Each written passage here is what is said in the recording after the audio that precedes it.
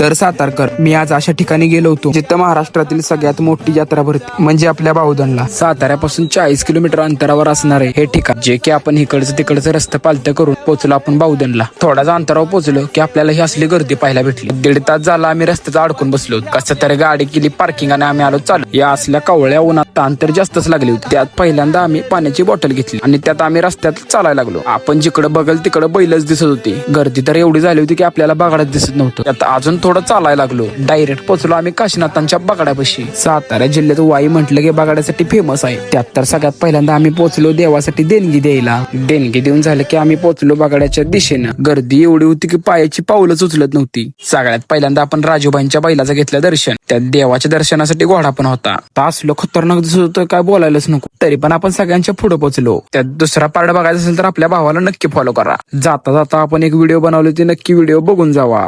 धन्यवाद.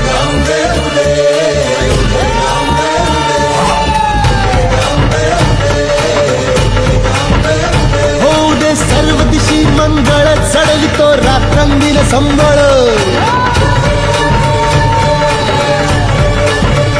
फुलवितो दिवटी दीपकळी, आम्ही आंब्याचे गोंधळी, आम्ही आंब्याचे गोंधळी, आम्ही